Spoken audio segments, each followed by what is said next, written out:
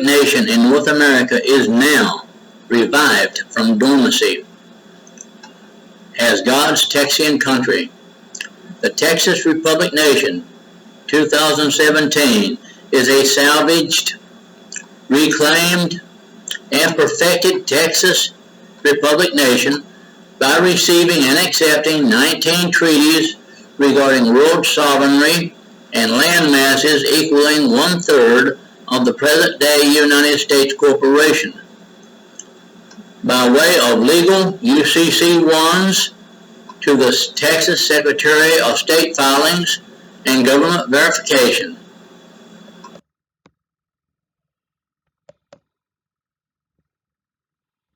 The settled rules of law.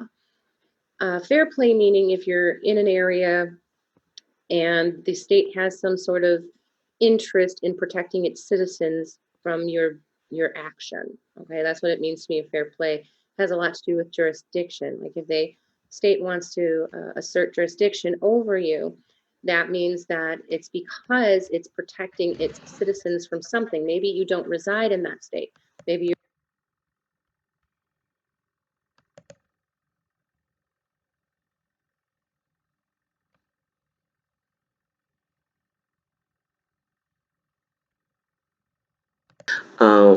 paid for these properties outright as negotiable instruments in Article 4, bank deposits. They sent me a video yesterday. I'm not going to post the video in this link, but it was a video talking about, it was a guy who apparently was saying that he was able to deposit a promissory note, negotiable instrument, into, I think it was Chase Bank. And he had a call back from an executive who was going to do the research. And he was trying to purchase a home for, I think the promissory note was for $500,000. Anyways, he was talking about modern money mechanics because the laws are in there. And there's some other laws as to how to go about using negotiable instruments. Because keep in mind, the Federal Reserve notes are counterfeit. They're promised to pay. They're actually IOUs. They're debt instruments. So once we are able to create our own promissory notes and negotiable instruments, bills of exchange, we're actually benefiting the economy. And the reason why they're talking about debt constantly is as a result of those Federal Reserve note systems.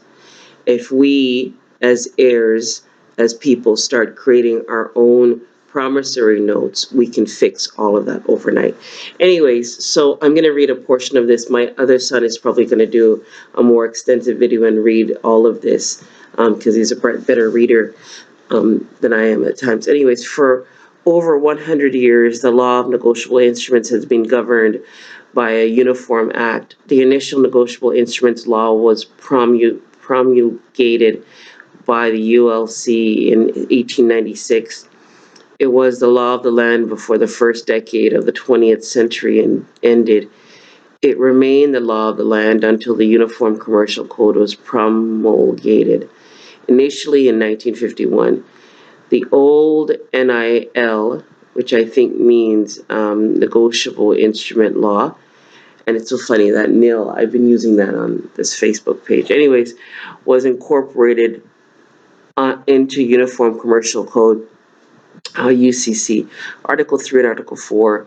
Article 3 is called Negotiable Instruments and is fundamental law to all negotiable instruments. Article 4 is entitled Bank Deposits and Collections, but is more familiarly thought of as the law of checks.